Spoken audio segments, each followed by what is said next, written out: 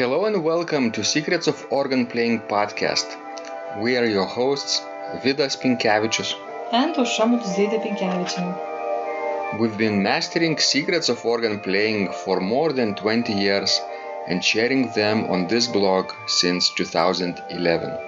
On this show, which we create from our home in Vilnius, Lithuania, we strive to help you grow in every area of organ playing, including practice, technique, repertoire, sight reading, hymn playing, improvisation, composition, music theory, harmony, and many others. Our hope is to help you become a complete musician, or what we call as total organist, a program which we have created to help you reach your dreams faster than you would do on your own. If you are new here, we invite you to subscribe to receive free updates of this blog at organduo.lt. By subscribing, you will also receive free video how to master any organ composition and 10-day organ playing mini course. And now let's go to the podcast for today. Hi guys, this is Vidas. And Aušra. Let's start episode 406 of Secrets of Organ Playing podcast. This question was sent by Jay, and he writes, hymns for church service on Sunday, trying to get to the point where I know the music well enough to recover quickly if or when I mess up. Jay is on the team who transcribes our podcast conversations, and I asked him what he was working on today or struggling with today. So Jay is probably struggling with knowing the music well enough not to mess up or recover quickly too. Is this important, Aušra? Of course it is, if you are playing at church and accompanying congregation. But yes, it's very important. So if the person is playing a hymn at church, right?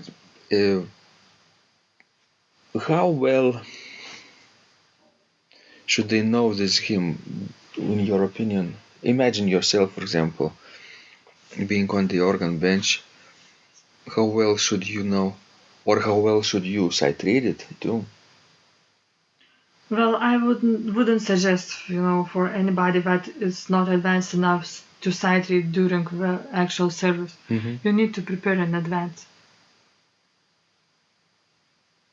And when I was just a beginner organist, I would get prepared for each service and learn on the hymns in advance. If you are a really beginner, sometimes it's not enough time to play all of the hymns. True, but when you need to do something, maybe, skip the pedals. I did that, way back in my life. Mm-hmm. And another thing you could do, if you want to have pedals, you could omit alto and tenor voice and just play melody and pedal. That's also an option.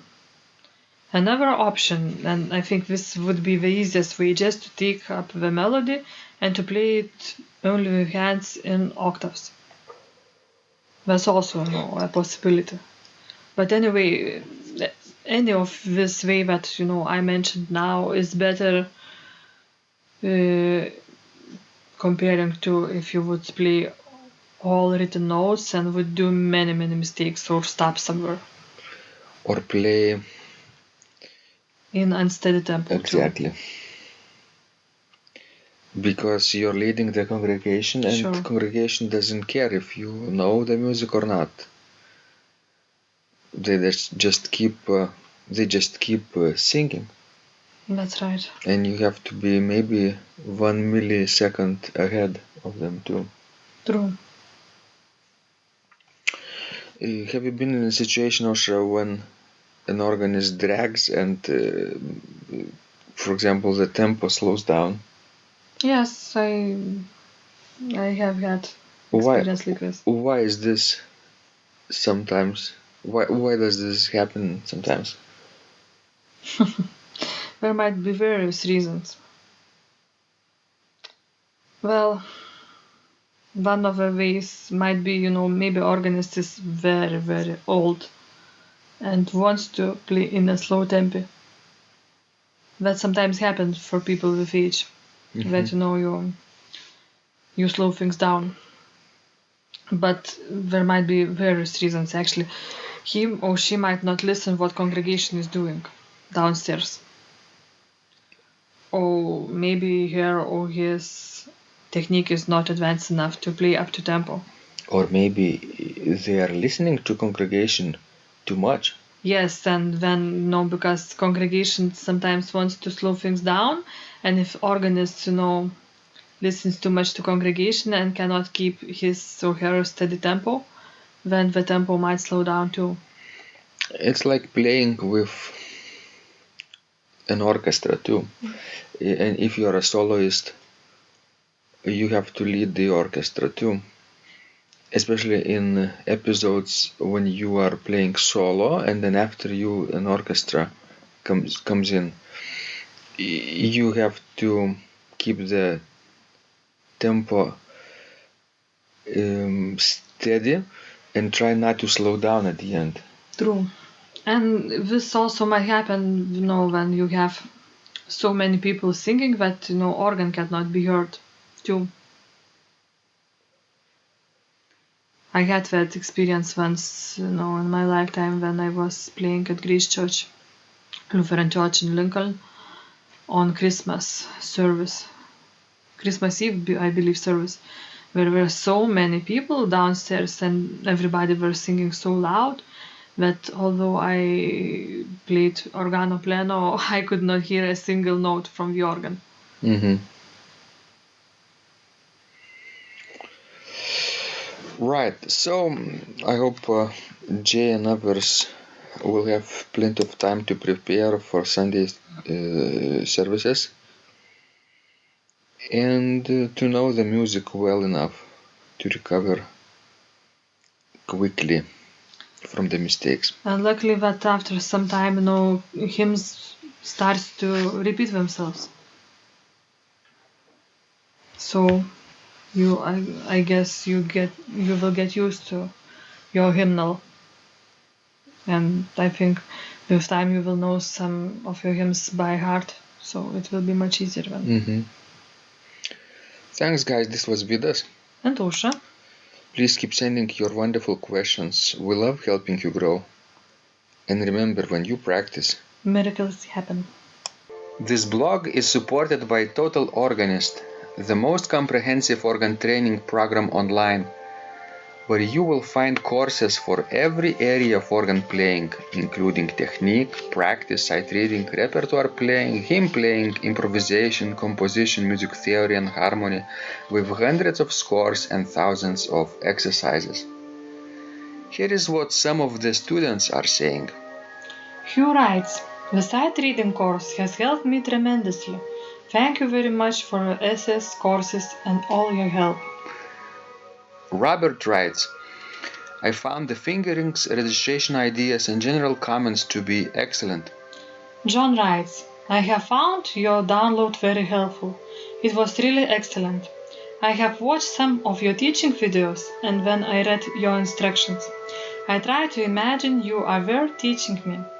You may feel disappointed that I am 2-3 days behind, but I am a slow learner, and I have committed to taking the time to get it right as you say. But the other night my wife commented that she had never heard me play such a detailed melody in the left hand so well. My left hand is generally poor." Robert writes, It has been a great pleasure in my life of having discovered your courses and material as well as the YouTube work of recordings. You have a calm and pleasant way of teaching. Ron writes, "Hi Vidas and Ausra, thank you guys. What a wonderful response to my email note to you. You've got me right, and I feel you understand my level of playing. Yes, at home and lucky that I have an organ for that reason. I am paying attention to this, and I am going to try this haha no longer secret model. Yes, and I love Cesar Frank too. What is very nice about your blog podcast is that Ausha and Vidas are like a Socratic dialogue, and by bouncing things off of each other, so much more information comes out and is expressed. Your comments contain a wealth of information and understanding. I really appreciate this. It is very inspiring and will keep us moving forward. Would you like to receive the same or even better results that our students are getting? If so, join them at organduo.lt/total-organist.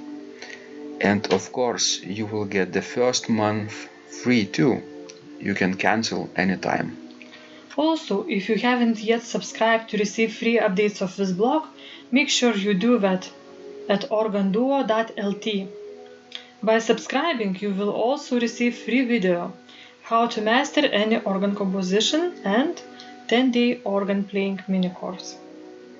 This was Vidas. And Ausha from Secrets of Organ Playing. And remember, when you practice, Miracles happen.